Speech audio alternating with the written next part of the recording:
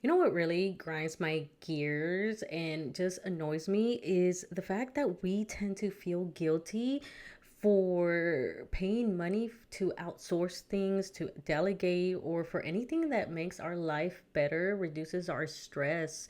I don't understand why we feel that guilt and feel like we're lazy, but we have to change that mindset. Hola, I am Violeta, host of the MoneyChisme podcast, and here we talk about personal finance, real estate investing, entrepreneurship, and really just have deep conversations about money, get the chisme on it, and how it affects the Latino and POC community. And I want to talk about how in the Latino community we have this mindset of the harder we work, the more pride we have in the money that we earn. It's like we have to work hard for our money to be worthy of it. And if you're not like putting in that hard work, or you're doing things like a desk job or anything like that, that you're not working hard, and it's looked down upon. And even worse, if you happen to have extra cash to pay for things that you just don't want to do, or that's going to make your life easier, then it's kind of looked down upon, or you feel guilty, you feel like you're being lazy.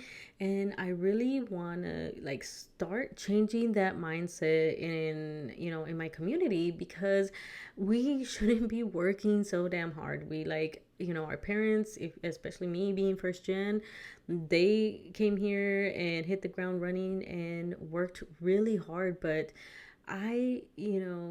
seeing them, how much work they put in, and now that they're about to retire, it's like, for what? Because they didn't plan much for retirement, which is a whole separate topic to talk about. But that kind of mentality continues to be passed down in generations, to where it kind of is part of our culture of being hard workers. A lot of our culture have kind of like blue collar jobs where they work construction and similar jobs. And so hard work is revered and seen almost kind of like a morality thing. And so one of the things that triggered, or not really triggered, but brought this, in my head recently, was that I saw a post where someone mentioned that they felt guilty for having a housekeeper. And I remember when I felt that way, I had to do a lot of healing, because I had the same mentality of that I have to work hard and I have to do everything myself. Otherwise, you feel lazy. And I still have to sometimes kind of correct like my mom sometimes, or my parents, with when I tell them that I pay for like food. So one of the things that I outsource is cooking. I don't have the time to cook all the time. Like, I could cook once in a while, like on the weekends and stuff, but during the week, like, me and my husband both don't have much time to cook. And then when we do, we're kind of like struggling, like, okay, what do we eat, what should we cook? And then there is a lot of wasted groceries, because we would think that we would want something and then have time to cook, and then come to find out, like, neither of us had the time to do anything. And so then groceries would, be wasted. And so that's one of the things that I outsource. And some people are like, really, you're paying for like meal prep and stuff, which is funny, because paying for meal prep wouldn't be seen if you were in like fitness or anything like that. But for some reason, just paying that way you don't have to cook and worry about it, it's kind of like, okay, you're just being lazy. And I want to talk about, how we can stop thinking this way, because what is the point of having money if you're not going to use it to make your life better. We talk about building financial freedom and building wealth, but a lot of us don't realize what that actually means. Like, yeah, it pays bills or anything and everything like that. We don't have to worry about paying a mortgage, or I have money to pay my car and things like that, pay down debt. But another thing that we need to realize is that having financial freedom and building wealth and making more money means that we can use that to buy back our time. And I'm going to put a book up here that's called Buy Back Your Time, and I'll link it down below. But it's a great read on how to start thinking about that, of figuring out what you can outsource in your life to just better your life. Our lives have gotten so much easier and has taken some of that mental workload of thinking about what's for dinner, what's for lunch, what groceries we need to buy, and how much, and all that. Because every Sunday, my meals for me and my husband gets here, and we don't have to think about it. You're hungry, bam, grab whatever you feel like eating and put it in the microwave, and then we don't have to worry about it. Another thing I would outsource is housekeeping, and that's a big taboo. Cooking and cleaning your own house in our community is a sense of big pride, right? We're known to cook, be great cooks, and same thing with cleaning our houses and stuff. But to me, that's time away from one, family. I have a 8-month-old daughter, and I rather spend that time with her, with my husband, with my stepson, just doing self-care for myself, like just going to Pilates or whatever. And cooking and cleaning, that time to me is more valuable spent on those things. In some people's mind, that's seen as lazy, but I think one of the things we need to understand is how valuable time is. And I think with me, because, I'm being military, I spent a lot of time away from family. And now I'm realizing, how much time has been lost. And the same way with doing all these tasks and working so much, and working those long hours. If you think about it, with my parents, how much free time they have sacrificed to be able to put food on the table, pay the bills and all that, and all the other times that they did have, like the free time, they had to focus on cleaning or on taking care of me and my sister, and all just these little tasks. And I don't want to continue that. I want to enjoy my time, because again, what is the point of making more money, getting financial freedom and building wealth, if you're not enjoying life? So how do we change this mindset? Number one, we got to understand that a lot of it is our own mentality. Like I said, it's kind of built into us of working hard and being prideful of things, kind of pulling ourselves up by the bootstraps, and being this idea of being self-made. So if you're paying for a housekeeper and meal prep and stuff like that, are you really self-made? And but yes, you are, because now that time can be focused on, building your business, your job, or, family. That is an investment as well, spending time with family. And so one of the things is addressing that mentality and realizing that we have been kind of indoctrinated to think that working ourselves to death, has this high moral value when it really doesn't. We're just burning ourselves out. And that's why we have a lot of burnout in our community, and we just work, work, work, work. And then towards the end, it's like, yeah, we made money and all that, but in that time, we forgot to live life. And one of the things that my dad would tell me is that, don't forget to live life. Acuérdate que el dinero es para disfrutar. And, my dad would say, remember, money is to enjoy, life. And unfortunately, because the hard work ethic and that mentality of being self-made and all that, and on top of that, being an overachiever because just being first gen, it kind of fell on deaf ears for a while until now, and that I'm realizing. And it was because, it finally caught up to me, and I started having, breakdowns and everything, being burnt out and just feeling so overwhelmed because I was just doing too much and trying to do it all. And then, my daughter came along, and that just threw a wrench in everything because, like, there was no time to do anything. And now we have finally, started buying back our time because, like, we can afford these things. Same thing with the babysitter, even though my husband works from home.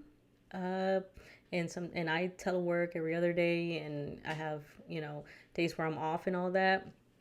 We still pay to have the babysitter from 8 to 1 because that gives us that time frame to just focus on work. And then me, if I'm not working like on the podcast, YouTube, and all that, I could focus on maybe learning, reading my book, or doing stuff that needs to be done around here. And the second thing is addressing, our traumas from, that financial anxiety and financial trauma, which, by the way, I just had a great conversation on episode 68 with Stephanie Olano. And then I have another one that I'll link as well with Rahkim. And those two episodes, great conversations on how financial anxiety and financial trauma affects our communities, and steps that we can take to start healing that and the importance of that. So definitely check those out for more on how you can heal and, well, one, recognize it and address it. And so that's another thing that we have to do. And number three is, this idea of buying back our time and learning how to do that. And so we have to learn how to leverage our time and look through your day and look at your finances and think, well, I could spend more money on, I have this extra cash. Can I, allot that on doing something for me to buy back my time? So, for example, for me, I have the extra funds to pay for meal prep and for the babysitter to have extra time that I can now use that time to work on my business, on this podcast, on this YouTube, and, not only on that, but I also do, invest in real estate. So learning about that, being able to have time to attend. I am in like 3 to 4 groups of consists of real estate investing, just general business support groups, and podcast support groups. And, I'm able to attend those meetings and learn and network because I don't have to be, balanced and be like, well, I don't know. I don't think I could make that this weekend because I have to clean the house. I have to do laundry. I had to do that yesterday, and I spent all day just doing laundry. And that time could have been spent doing this video and doing this podcast. And then now I could have spent this time on other things, and I'm kind of behind on several things as far as the podcast. So I could have been doing that, but instead I was stuck doing laundry. And those are the types of things that we want to switch our mentality on, seeing how much better we can spend our time, how much effective. Like it could be just simple as being able to go to Pilates or go to the gym or just sit and read your book or meditate or whatever it can be. That is not a waste of time, because I know in our community that's also kind of seen that way of like, we don't have time to go to the gym. I have to work, I have to clean, I have to take care of the baby, I have to cook or whatever. And it's like, no, that is an investment in ourselves. And, you know, the best investment that you're ever going to make is yourself. And that includes your mental health, your physical health, and your just your overall happiness and education. I'm constantly learning. I have books over here. It's not even like all the books that I have, and that's not including Audible. Like so many books and courses that I've taken, workshops that I've taken, that I invest in, that many people might see as like a waste of money, but that's an investment. And I could do that because I uh, outsource things. I'm buying back my time to do things with that time that I want to do. So let's stop glamorizing, overworking, working ourselves to death. And it's like, I'm not saying don't work hard, because it obviously got me to where I am now. But at some point, we have to learn to pivot and start using those funds, and to our benefit. Because how many people in your family or friends that have money in accounts, or they make decent money, but they're so scared to use it for anything, and they're just stressed, and their quality of life could be better if they just you know allotted a little bit of that money to outsource whatever it may be. It could be laundry. If you don't like doing laundry, see if you could outsource it. You don't like cleaning the house. I hate cleaning the house. I would outsource it. The only reason I don't right now is because we downsized to a 2-bedroom in preparation to our move next year. So it takes me like 20 minutes to clean this whole house every day. So not a big deal. But cooking, it's that takes time, and I just cannot stand it. I just not cannot stand thinking of what to cook, taking the time to cook, and then putting it up and everything. So no, just think of little things that you can start doing. And if you can't do it now, just find the thing that you wish you could outsource and try to work towards that. And the way to do that is, of course, increase your income. Uh, you could save, but you're only limited. If you make, let's say, 60,000, you can only budget so much before you can't budget anymore. So you're gonna have to, at some point, start making more income, whether that's side hustles or whatever it may be, getting a promotion or just switching jobs, which is another rant in itself. Sometimes we're just too loyal to these jobs, when you could just go somewhere else if possible, right?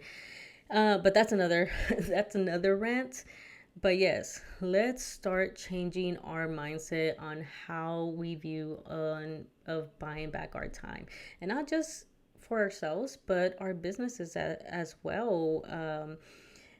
How many people, including my dad, uh, did not create systems or find ways to outsource several things. So now they are working in their business versus on their business. And so now you have all these businesses that rely on the owners to be successful. And if something happens to the owner, or the kids don't want to take it over, there's lots of businesses out there that are being sold now because there's no systems in place to keep the business going, and nobody wants, like, their kids or whatever don't want to take it over. And so now it's being sold. And that's because we have this mentality of that we don't want to outsource anything. We see it as a waste of money. Like, why spend that money when I could DIY? I could do it myself. And we have that mentality with lots of things, with, hiring coaches, hiring advisors, or taking courses. We see it as like, you know what, I could just Google this. I could Google how to invest in real estate. I could Google how to invest in stocks or whatever. But it's more than just that. Um, you have to see the value of, this course. Maybe, yes, got all the information is out there, but for example, with mine, I make the information more digestible. It's catered in a certain way to help guide you. Same with lots of courses that I've taken, or that the way, I could have learned all this online, but I did for like almost a year and nothing came of it. And then I went and did this mastermind group, and it was just like a light switch. Like, everything started to click. And, accountability was one too, because we met weekly. And so I was like, it accelerated the creation of MoneyChisme.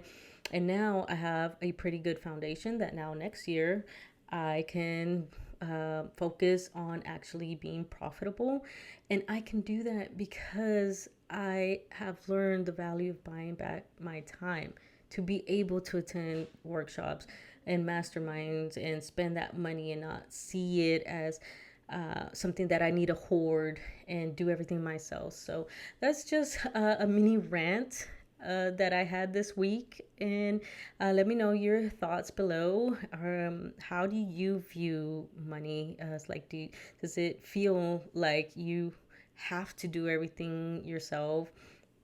Or what are some things that you wish or can outsource to make your life better and start buying back your time? But yeah, other than that, I will see y'all in the next one. Bye.